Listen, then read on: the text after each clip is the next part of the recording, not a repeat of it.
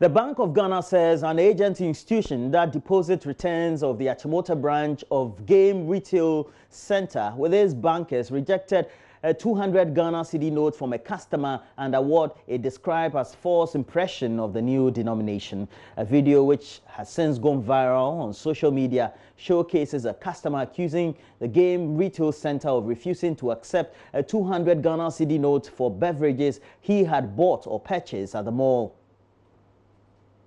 This got my attention this morning, and immediately I got that. I started tracing the source. It was actually Game Shop at Achimota Mall. And when I interviewed the manager, her version was that there is this agent that picked cash for deposit at their bankers, and that agent gave that false impression. And so they started, or they stopped receiving the higher denomination, the new higher denomination. But I went there, I called the managers of the branch of the bank that sells game at Achimota. They all came round and even came with an evidence of a disclaimer that they have sent around to say that that is not true. So I took advantage. Hi, my name is Godwin. I am buying from Game, as you can see, and I'm paying with Ghana's money, legal tender, 200 cedi. The manager here says he's not going to take the money. The teller here says she's not going to take the money. As you can see, everybody is here present, and nobody is going to take my money, which I did not manufacture, which is Ghana's legal tender, to pay for my drinks.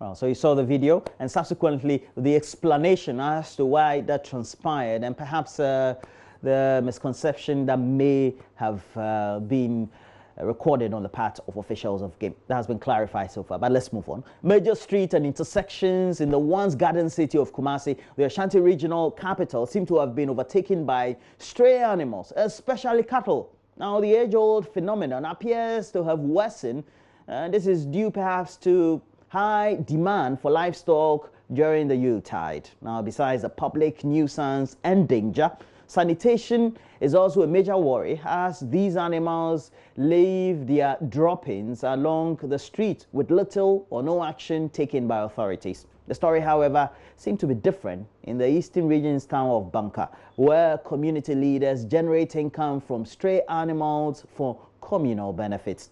Now, look, Love FM's Nana Yaojima traveled to the communities and put the spotlight on, so far, the innovation by city authorities in the following report. On the Asokwa Alonga Junction Highway in Kumasi, about 15 cattle attempt to cross the road. They obstruct traffic flow, even though the lights show green, signaling vehicles to move. Evangelist Alex is resident of Kase, one of the areas with high incidence of stray cattle.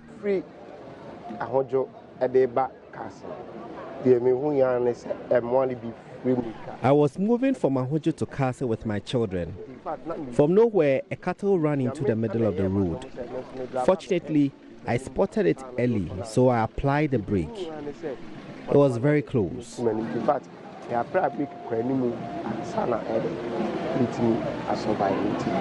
Stray animal phenomenon is unrestricted to these two places. Top High, near KNUST Junction, on the main Kumasi-Accra road, has its own issues with cattle. On one side of the road, cattle graze here without supervision, causing obstruction and other forms of nuisance to road users. Dealing with stray animals is a responsibility of city authorities, whose repeated warning to animal owners have always fallen on deaf ears. Here is Environmental Health Officer at Kumasi Metropolitan Assembly, Isaac Basanin, on challenges to enforcement of the law. The only thing, as I told you, is the people that are going to arrest, who are the cowboys. This is our problem. We hope we are going to sit down with them again. They were trying to charge about 100 cedis per arrest, and of which I would think is too high. And we are saying at least if they can charge about 50 Ghana cedis per animal, we will do that. So that is the only problem. I hope after Christmas, we are going to commence the exercise. We have finished with every arrangement. Those who are going to keep watch the animal when they are in the pond, and then those who are going to arrest them, and then the vehicle that we are going to use in arresting them. We have finished the necessary arrangement. At Banka, a farming community in the eastern region, similar situation prevails, mainly with goats and sheep. Farm produce, as well as backyard gardens, are constantly under siege, leaving crops completely destroyed and farmers in huge losses. Cocoa farmer Kwame Ankuma is a victim of such destruction when animals ate cocoa beans he was drying. He also lost crops, which saw him record very low yield. He explains how the situation affected his family. I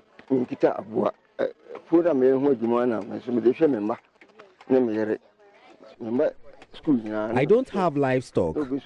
I rely solely on crop farming. If you keep livestock and you allow them to destroy my farm, it means you are denying my children education.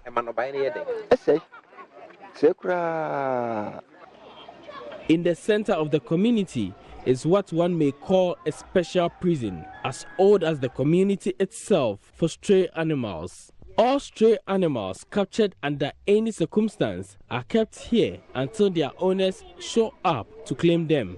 3 weeks ago, Kwame Ankuma arrested a goat which had destroyed his crops in his garden. Trader and livestock keeper Yadida claimed ownership of the captive animal. She says, "I don't know how it got away to destroy a farm. It was arrested and I had to pay 50 cedis for it." 20 cedis of the amount went to Kwame Ankuma as compensation and the rest into community coffers for development. This experience compelled her to restrict movement of her animals under strict supervision of her daughter as shepherd. For fear of such fine, other livestock keepers here closely monitor them to ensure they never stray into people's farms. Despite the measure introduced over the years to check stray animals, they remain a concern, as happens in cities like Kumasi and Accra. Here is Banka Dikro Nana Kwame Sapon Kumankuma. It is about time we strengthen the law. We will have to ensure all livestock keepers have pens.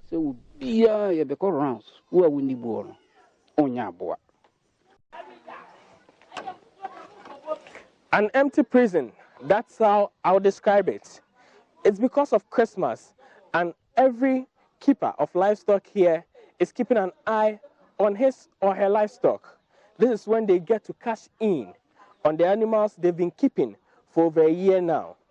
But be rest assured that when Christmas is over, these animals will find themselves back on the streets, and whoever goes contrary to laws here will find itself in this prison. For JoyNews, Nana Ojima reporting. Oh, chasing after cattle. And talking about chase, have you ever heard of the phrase shiny object syndrome, which is the tendency to go after or chase everything new or something new, be it a business idea, a tool, or a goal? Now, the phenomenon has mostly been found to be counterproductive, particularly in the business world. In children, however, the attraction is mostly on shiny stuff. As many goods flood the market for Christmas, Love FM's Kwesi Debra explores how businesses in the Ashanti regional capital of Kumasi cashing in on the craze in the children. Fiat Lux is a Latin expression which means let there be light, and there was light. Genesis chapter 1 verse 3.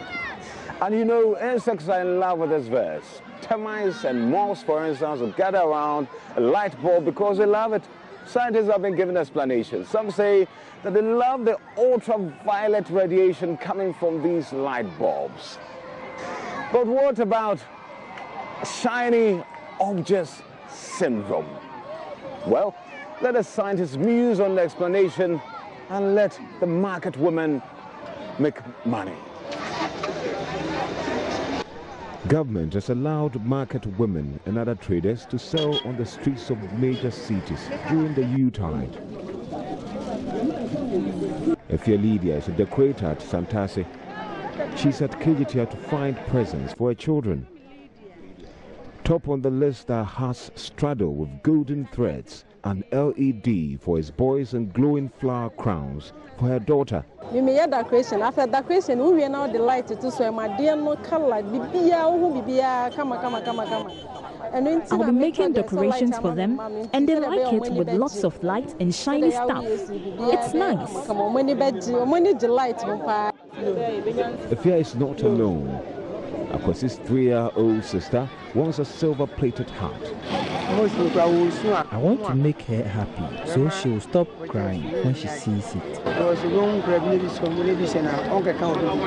And Amankwa too. When they see the light, they are happy, and every child wants something which is shiny. With a crave for light and everything shiny, Adjua has gone for a consignment of glowing flower crowns. It's powered by watch battery and very durable. Faustina Champon is a trader too. She wouldn't dare go for consignments of many non-glowy items.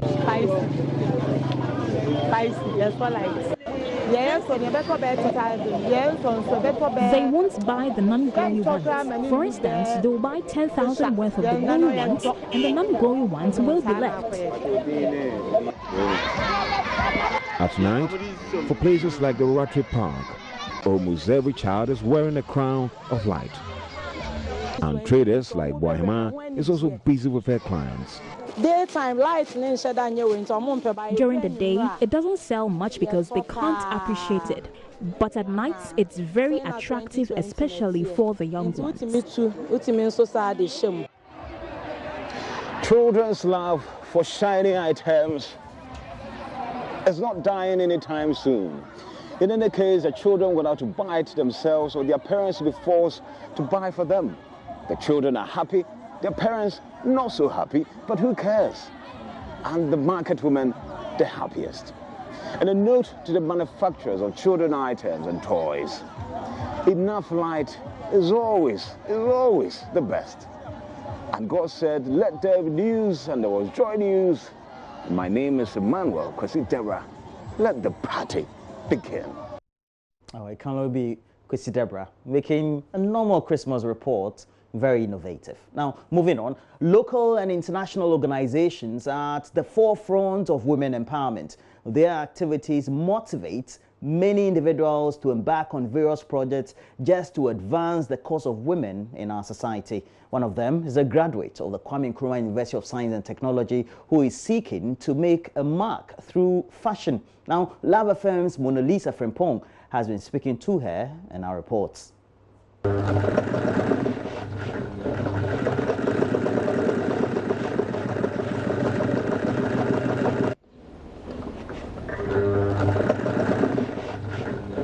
My name is Nanajwa Ejinbuedu. I'm 23 years and a graduate of Kwame Nkrumah University of Science and Technology. Her belief in women empowerment encourages her to explore ways of making an impact. Fashion is her passion, and she finds it an opportunity to pursue her social dream. As I was growing up, I felt so vulnerable of myself. I felt very feeble. I felt I couldn't do anything. Even when it comes to like the size, as in my siblings, I'm the least in size. Yeah, I'm the least in size. So I felt I couldn't do anything until I realized I could actually do something. In school, I was one of the best students in school. I didn't realize all these things until I was growing up. So I believed what man can do, woman can also do. So I started having that kind of philosophy, and I've lived with it since. To achieve that, Nanajwa began to search for the most powerful aspects of male fashion. The white shirt struck her. Okay, during my research, I realized that the basic components of the male white shirt is the collar, the cuffs, and the bottom areas, and sometimes the plackets. Yeah. So I decided to maintain those areas just to depict, like to show that it's from a guy's shirt, because women also wear shirts. Okay, so with the detachable collar, yeah, I got my inspiration from Hannah Montage. from the 1827. She decided to cut her husband's collar because it was difficult to wash the whole garment. Like most of the times, it's only the collar and the cuffs that get dirty. Instead of washing the whole attire, she cuts off the collar and then she washes them separately. So I got my detachable collar from that aspect, and I decided to add the cuffs. I also detach my cuffs.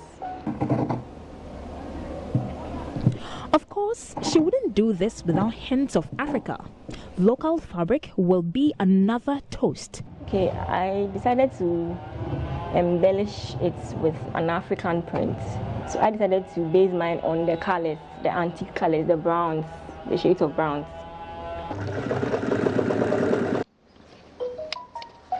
Through the initiative, the 23-year-old seeks to reinforce the age-old catchphrase, what men can do, women can do, and even better. Psychologically, they should know that they can do what men can do. I've not actually worn a male shirt before, but then I believe the moment they get to know that it's from the concept, like the concept should be enough for them to have such power and authority. They should also learn to carry power and authority, that it's not only guys that can be in highest positions or anything, but they can also be in highest positions. So, whenever you come across one of Nanajo's handiwork, like this one, know you are being empowered for greater heights. For Joy News, Mona Lisa Frimpong, Kumasi. Great innovation. What a man can do, a woman can do same and even better. Well, that's it. Latest news headlines we have. But we have more news as we take a look at what stories are dominating the page, myjoyonline.com, and possibly we'll look at the online pages of graphic communications, and then also we'll look at City Newsroom. Stay with us.